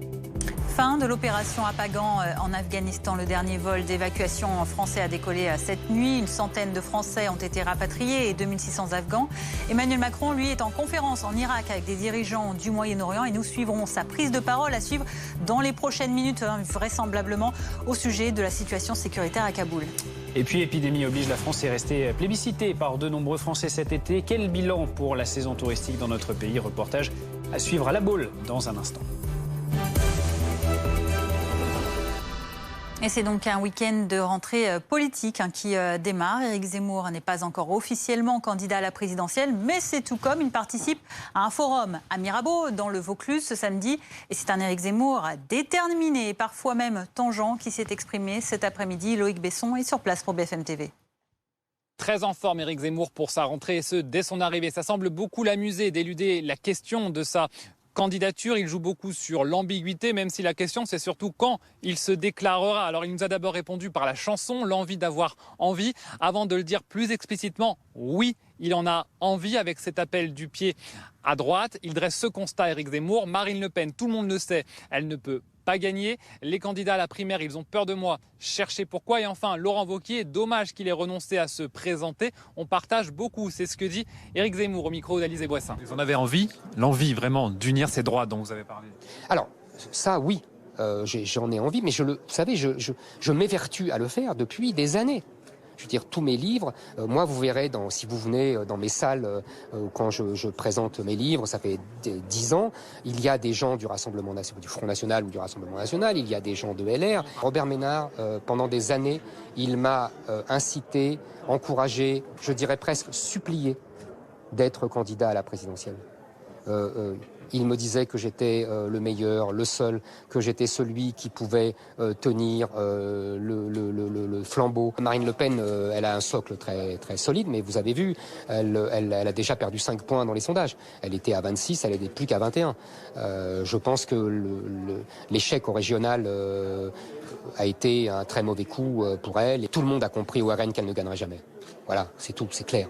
Vous noterez qu'Éric Zemmour regarde de près tous les sondages et il a trouvé la technique pour animer son public, les tacles à Emmanuel Macron. On a l'impression d'avoir un stagiaire de l'ENA à l'Élysée. Forcément, ça anime le public. Sur le fond, le débat s'est rapidement transformé en masterclass. La France étant de mort, a martelé Éric Zemmour. Et quand bien même le débat se déportait sur l'économie, il en revenait à ce qu'il appelle sa principale préoccupation, l'immigration. Le grand remplacement, ce n'est pas un mythe, explique-t-il.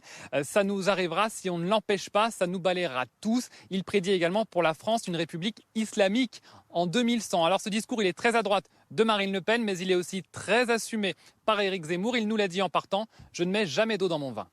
Et on en parle avec Philippe Corbet, chef du service politique de BFM TV. Philippe, Éric Zemmour qui fait un choix politique avec ces mots vraiment très forts aujourd'hui. Oui, c'est-à-dire que quand il décrit la France en danger de mort, c'est son expression. Quand il explique au fond, si rien n'est fait, la France deviendrait à la fin du siècle une république islamique. Là aussi, c'est son expression.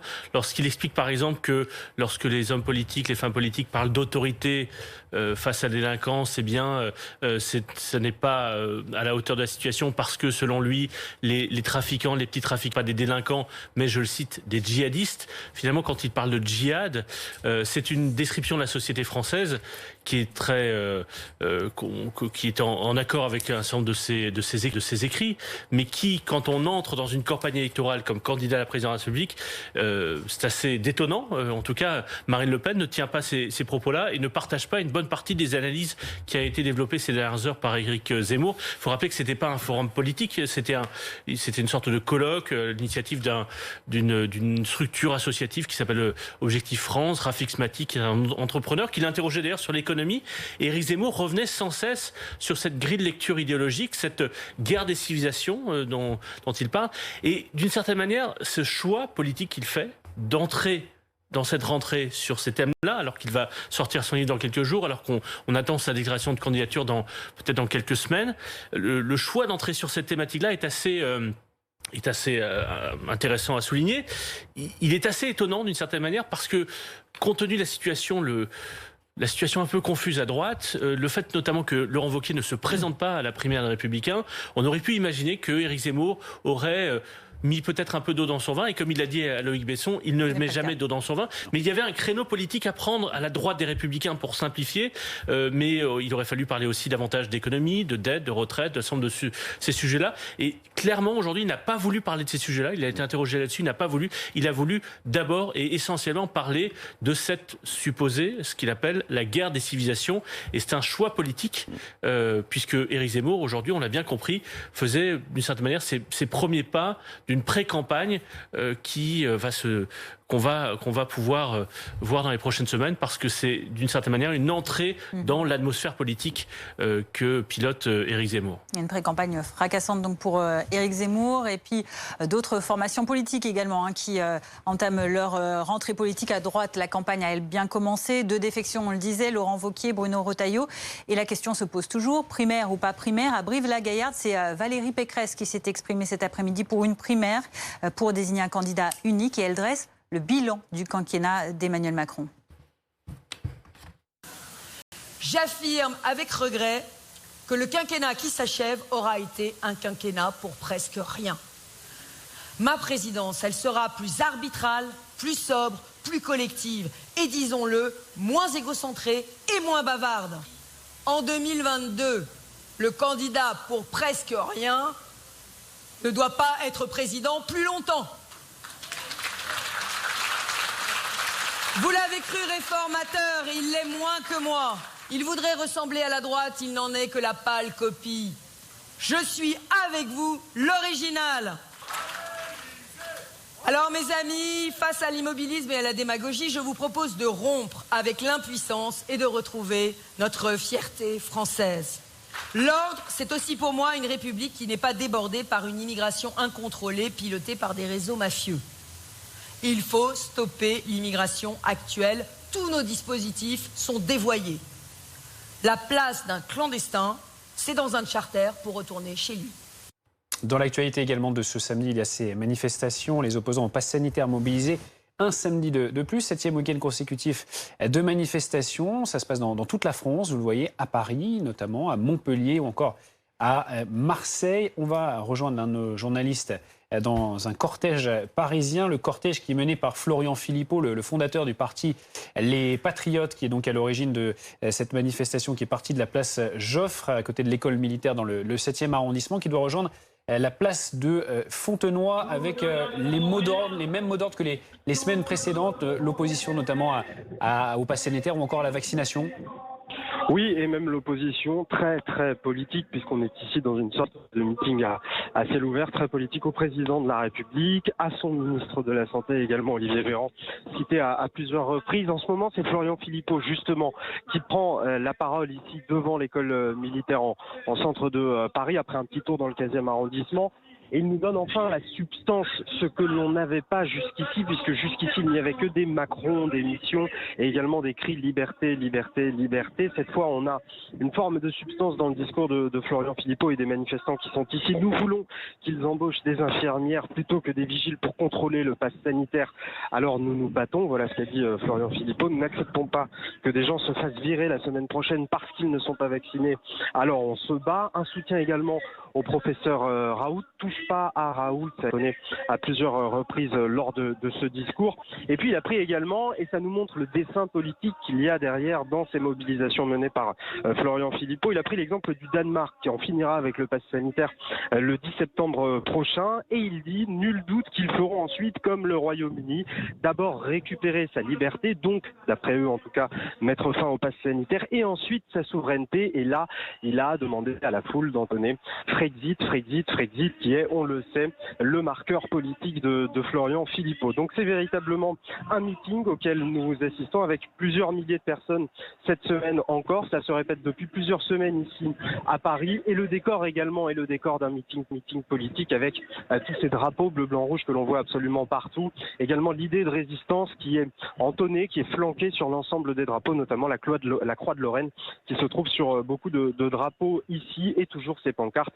liberté, liberté, devant donc un chef, Florian Philippot. Alors tous les manifestants ne partagent pas forcément l'ensemble de son programme, mais la plupart d'entre eux en tout cas reconnaissent que c'est un leader de manifestation d'après eux qui peut permettre de s'opposer et de faire la fronde face à ce pass sanitaire. Merci pour ces précisions donc sur ce cortège mené par Florian Philippot. Patrick Martin-Genier, vous êtes toujours avec nous. On l'a vu, cette manifestation en particulier menée par le leader des Patriotes, elle est très politique. Il y a d'autres manifestants qui sont eux là pour contester le pass sanitaire, d'autres pour contester le vaccin. Est-ce que toutes ces agrégations de colère, comment est-ce que Emmanuel Macron les perçoit? Comment est-ce qu'il peut y répondre? Écoutez, je crois que, comme vous l'avez dit, il y a une agrégation des mécontentements, finalement, qui n'a pas grand-chose à faire avec l'anti-vaccination, le pass sanitaire. On voit bien qu'il y a une tentative de récupération politique, il y a des complotistes, il y a aussi des gilets jaunes, il y a des gens qui contestent toute forme d'autorité, il y a la haine contre le gouvernement et le président de la République.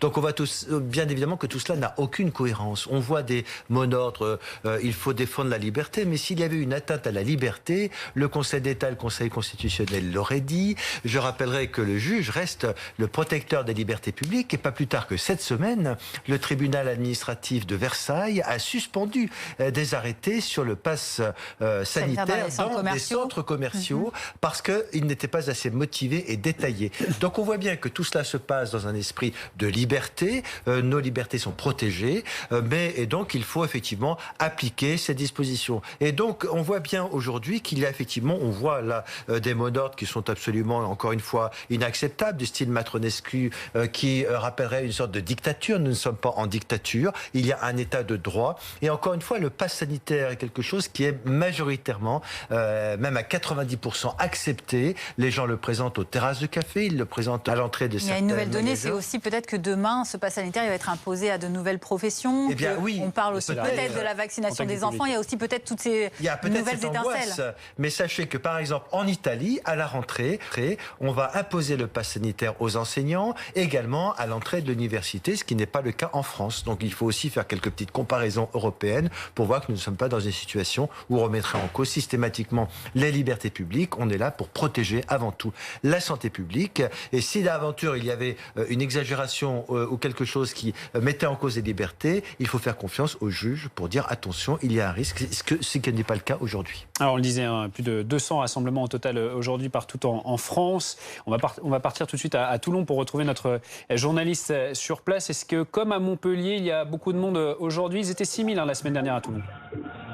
Ouais, ce que je peux vous dire, c'est difficile encore d'évaluer le nombre de personnes, mais sans prendre trop de risques, je peux m'avancer en vous affirmant que la mobilisation ici aussi à Toulon ne semble pas faiblir. La ville de Toulon, la principale ville du Var, restera ce soir un des bastions de la lutte contre le pass sanitaire. Alors sont-ils plus nombreux? Vous l'avez dit que la semaine passée, ils étaient 6 000. C'est difficile évidemment à dire. J'ai posé la question à une des policières qui est en faction le long du cortège. Elle estime entre 5 et 10 000 le nombre de manifestants, mais elle avoue que ça reste une estimation puisque pour l'instant la préfecture n'a pas encore chiffré cette manifestation. À coup sûr, ils sont plusieurs milliers de personnes, tous remontés contre ce pass sanitaire. On a entendu évidemment le mot d'ordre habituel, à savoir liberté. On entend également des Macron démission. Un président de la République est accusé de mener une tyrannie sanitaire. Des accusations proférées par une foule relativement bigarrée ici. Derrière des motards en colère qui ont ouvert la voie, on retrouve des soignants, des gilets jaunes, des enfants, des personnes âgées. Un cortège bruyant, sonore, vous pouvez sans doute l'entendre derrière moi, mais où règne une ambiance bon enfant à l'heure d'attaquer ici la dernière partie de la marche à Toulon. Un cortège donc hétéroclite également à Toulon. Merci pour ces dernières précisions, ces images donc en cours dans le Var. Restez avec nous, 16h43. Dans un tout petit instant, nous reviendrons évidemment sur ce pupitre. Vous allez le voir, encore vide, mais qui ne tardera pas à recevoir Emmanuel Macron. Direction Bagdad, où le chef de l'État va prendre la parole en marge d'une conférence au niveau régional avec d'autres dirigeants du Moyen-Orient et notamment donc sur la situation sécuritaire à Kaboul. On parle dans quelques instants. À tout de suite. Vendredi, 19h. Samedi, 18h. Jean-Baptiste Boursier et toute l'info de la journée dans BFM TV SD. Bienvenue, très heureux de vous retrouver pour un nouveau numéro de BFM TV SD. Tout savoir sur les événements du week-end et débattre pour se faire une opinion. Est-ce que vous pensez qu'on peut trouver une solution à ça? Le dimanche, 18h-20h, 2 heures, 2 invités, 2 acteurs de l'actualité de la semaine. BFM TV SD. Vendredi, samedi, dimanche. Vos fins de journée avec Jean-Baptiste Boursier sur BFM TV. Votre programme avec francetonnerre.fr, cartouche d'encre et tonnerre jusqu'à 2 fois moins cher et livré gratuitement en 48 heures. Coin, coin. Love is all that I can give to you. Merci à tous les talents qui font chaque jour le bonheur de nos clients. Shiva, vous allez adorer rentrer chez vous.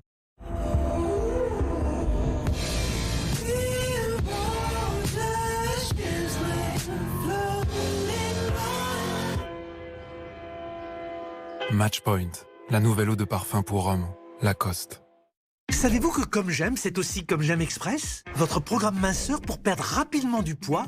En commençant maintenant Comme J'aime Express, dans 2 mois, vous aurez perdu jusqu'à 8 kilos. Et oui, jusqu'à 8 kilos en moins, c'est ce que vous propose le programme Comme J'aime Express. Alors n'attendez plus pour perdre vos kilos superflus. La solution, c'est Comme J'aime Express. Rendez-vous tout de suite sur commej'aime.fr, commej'aime.fr. Et surtout, n'oubliez pas le .fr.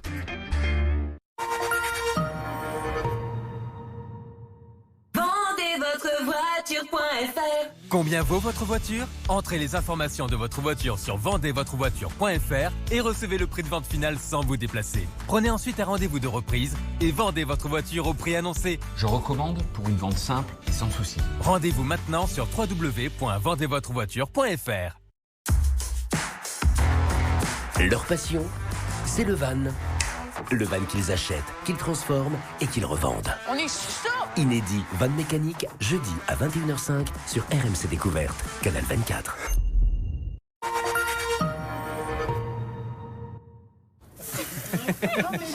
Alors, je sais pas vous, mais j'en ai vraiment ma dose de ce Covid. Oh non, tu peux pas faire cette blague. Mais ça va, toi, t'es comme moi, t'es vacciné. Mais tu me diras, mais comment ne pas se faire vacciner aujourd'hui, quoi? C'est tellement important. Ben, perso, j'hésite encore. T'es sérieuse? Franchement, je préfère attendre. Attendre quoi? D'être hospitalisé? Eh oh, doucement, là. Hein. Moi, je la comprends. Moi non plus, je le connais pas, ce vaccin. Par contre, les conséquences du Covid, on commence à bien les connaître. Et depuis trop longtemps, même. Bah, j'avoue, moi aussi, j'hésite. Hein. Mais à mon âge, c'est quoi les risques de me retrouver à l'hôpital? Tout le monde peut se retrouver à l'hôpital. La question, c'est pas seulement de te protéger toi, mais aussi les autres. Merci. C'est important aussi, les autres. Entre nous, est-ce qu'on est sûr qu'il nous protège vraiment, ce vaccin? Grave. Ah, c'est vrai, ça. Est-ce qu'il est vraiment efficace, ce vaccin? Ah oui. On peut débattre de tout, sauf des chiffres. Aujourd'hui, en France, 8 personnes sur 10 hospitalisées à cause du Covid ne sont pas vaccinées. Tous vaccinés, tous protégés.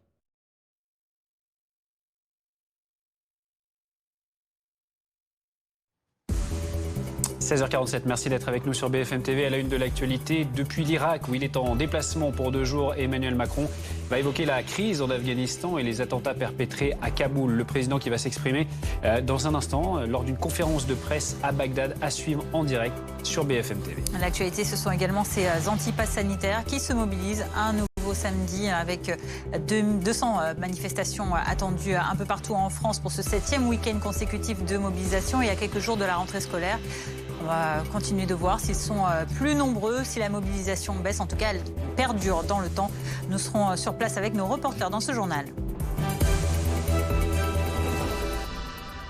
Les évacuations françaises depuis l'Afghanistan sont terminées depuis cette nuit. Annonce conjointe des ministères des Armées et des Affaires étrangères. En moins de 2 semaines, une centaine de ressortissants français et quelques 2600 Afghans ont été exfiltrés. Mais les États-Unis font état de risques de nouveaux attentats, comme celui qui a fait 170 morts selon le New York Times, jeudi donc aux abords de l'aéroport de Kaboul. Guillaume Barki.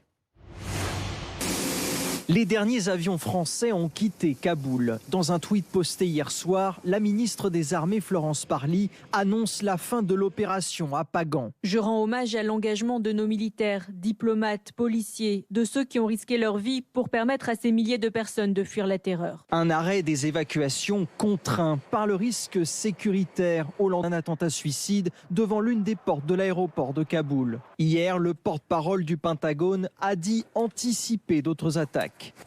Nous estimons qu'il y a toujours des menaces crédibles. D'ailleurs, je dirais des menaces précises et crédibles. Depuis le 15 août, la France dit avoir évacué 3000 personnes, parmi lesquelles des Français, et une grande majorité d'Afghans menacés sur place. Mais dans leur communiqué, les ministres des Armées et des Affaires étrangères annoncent que des discussions sont ouvertes pour permettre de nouveaux départs après le retrait définitif des Américains. Nous poursuivrons nos efforts engagés auprès des responsables talibans pour garantir qu'ils ne mettront aucune entrave après le 31 août au départ de ceux qui le souhaiteront. L'ambassadeur de France, David Martinon, a été rapatrié vers Abu Dhabi avec ses équipes. C'est depuis la France qu'il opérera désormais. Et puis il y a aussi ce complément d'information, Ulysse Gosset, sur la cible de cette attaque de drone américaine. L'un des organisateurs de l'État islamique qui a été tué par les Américains, c'est ce qu'ont déclaré en tout cas les États-Unis. Et donc on en sait plus sur cette précision qui a été menée lors de cette attaque. Oui, on a quelques précisions qui commencent à filtrer dans la presse américaine sur cette première riposte américaine après l'attentat. Alors effectivement, le drone a frappé une résidence d'un Afghan qui se trouve près de la ville de Jalalabad. C'est à peu près à 150 km. On voit effectivement la frappe du drone très précise. Ce que précisent les Américains, c'est que ils ont attendu que la femme de l'Afghan qui était visée et les enfants soient sortis de la maison avant de frapper. Il n'y aurait pas eu, entre guillemets, de frappe collatérale, pas de victimes civiles. Sur le profil, entre guillemets, de ce membre de l'État islamique qui a été visé, eh bien, ce ne serait pas un dirigeant important du groupe, mais ça serait quelqu'un qui était, semble-t-il, d'après les informations des Américains, en train de préparer ou qui serait lié à la préparation de nouveaux attentats, et ce qui expliquerait la frappe. En tout cas, symboliquement, c'est important qu'elle ait eu lieu à peine 24 heures, finalement, après l'attentat. C'est une façon de dire aux Américains, quand on dit qu'on va faire payer le prix à l'État islamique, on le fait, mais ce n'est que le début, je pense, d'une opération beaucoup plus large. Il faut préciser que selon les Américains, la frappe aurait eu lieu non pas depuis l'Afghanistan même, mais un drone qui serait commandé peut-être depuis le Qatar ou peut-être d'un pays voisin, mais en tout cas pas depuis l'Afghanistan. C'est important car le paradoxe, c'est que les Américains sont arrivés en 2001 pour éliminer les terroristes d'Al-Qaïda. Ils en repartent alors qu'ils sont victimes d'un attentat et ils en repartent en disant on va continuer à frapper les réseaux terroristes. Et effectivement, c'est le cas. Mais ils le feront depuis l'extérieur, peut-être avec des forces spéciales, peut-être avec de nouveaux drones. Mais en tout cas, voilà l'Amérique engagée à nouveau contre un groupe terroriste qui n'existait pas il y a 20 ans, l'État islamique du Karagan. Et en même temps, ils sont obligés de tenir leurs engagements, c'est-à-dire de ces terroristes pour, d'une certaine manière, venger, faire payer le prix après la mort de 13 soldats. Et vous l'avez dit, ce bilan quand même terrible, 170 morts et plus de 200 blessés qui est donné ce matin par la presse américaine. Alors on rappelle qu'on attend la prise de parole d'Emmanuel Macron qui est en Irak, à Bagdad, et il va s'exprimer notamment sur cette crise en Afghanistan, sur ces attentats des derniers jours. François Durper, les talibans se sont engagés à laisser partir Américains et Afghans après le 31 août. Il y a des menaces terroristes sur ces évacuations. Oui, une évacuation, a dit le John Kirby, qui est l'attaché de presse du Pentagone, qui est à la fois menacé de manière précise, avec des menaces précises et crédibles, a-t-il dit. Il y aura des tentatives, la question est de savoir si nous parviendrons à les déjouer. D'ailleurs, c'est le général Kenneth McKenzie qui a reconnu que depuis le 14 août, certains attentats avaient été évités par non pas les États-Unis, mais les talibans eux-mêmes, d'où une coopération antiterroriste qui est reconnue par les États-Unis entre les talibans et les États-Unis. Ça paraît dingue, Ulysse Gosset, et les Français aussi qui discutent avec les talibans, ça paraît... Et oui, c'est ce qu'on appelle la realpolitik, et en particulier pour faciliter l'évacuation des derniers Afghans partis avec les Français jusqu'à hier soir minuit, puisqu'on sait que le dernier vol militaire français est parti de Kaboul juste avant minuit heure française. Eh bien, il a fallu effectivement engager des contacts avec les talibans à Kaboul, pour laisser passer en particulier les réfugiés qui avaient été recensés comme pouvant disposer d'un asile ou en tout cas d'un laissez-passer vers la France. Alors effectivement, il y a eu des contacts sur place à Kaboul, des contacts dits opérationnels, mais plus important encore, il y a eu des contacts diplomatiques à Doha, au Qatar, entre un ambassadeur de France, un ancien ambassadeur en Afghanistan, et la représentation des talibans à Doha. Pourquoi Doha ? Parce que c'est là que les talibans étaient basés toute l'intervention américaine. Et d'ailleurs, aujourd'hui, à Bagdad, en Irak, le président français a eu un entretien avec l'émir du Qatar, justement toujours pour essayer de faciliter le départ des Afghans. C'est très important parce que le Qatar soutient les talibans, financièrement en particulier, et il pourrait y avoir des vols commerciaux organisés entre Kaboul et Doha dès que l'aéroport sera réouvert. Alors ce n'est pas pour demain matin, mais il y a déjà des négociations en cours, notamment avec la Turquie, pour essayer de voir si les Turcs pourraient assurer la logistique de l'aéroport, puisque vous le savez, les talibans refusent qu'il y ait des soldats étrangers sur leur sol. Donc peut-être logistique et technique des Turcs et sécurité organisée par les talibans. En tout cas, la France est engagée dans une forme de dialogue qui ne dit pas son nom, et pour aller plus loin, pour aller vers peut-être une reconnaissance du régime à long terme, il faudra que les talibans acceptent un certain nombre de conditions, c'est-à-dire faire partir tous les Afghans qui souhaitent le faire, avoir un gouvernement représentatif avec toutes les ethnies, avec des femmes aussi, et puis rompre avec Al-Qaïda, en finir avec les liens avec d'autres mouvements terroristes. Et on voit bien qu'aujourd'hui, avec l'attentat de Kaboul, de l'État islamique, les talibans sont eux aussi sous pression et ils doivent donner des gages, non seulement aux Occidentaux, mais aussi à leur propre population. François Durper. Et d'un dernier petit mot, il faut souligner que les talibans n'ont pas condamné le drone américain. Ils n'ont pas dit c'est scandaleux, etc. Ils ont dit ce qui est scandaleux, c'est que les Américains n'ont pas sécurisé suffisamment l'aéroport et qu'il y ait pu avoir un attentat. Et on voit bien que l'enjeu pour les talibans aujourd'hui, c'est bien d'apparaître comme un gouvernement crédible en capacité d'assurer la sécurité du peuple afghan.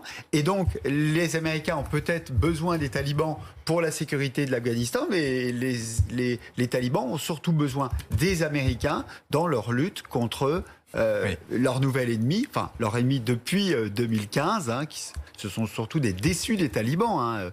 C'est ce fameux groupe État islamique avec beaucoup de Pakistanais, même parfois des Indiens musulmans qui ont passé la frontière. Merci beaucoup, messieurs. Restez avec nous sur BFM TV. Dans un instant, à suivre en direct la conférence de presse d'Emmanuel Macron depuis Bagdad, en Irak, où il est donc depuis hier et jusqu'à demain, notamment pour aujourd'hui ce sommet régional avec les dirigeants du Moyen-Orient. Sommet marqué bien sûr par la crise en Afghanistan et l'attentat perpétré à Kaboul. Restez avec nous, c'est dans un instant sur BFM TV.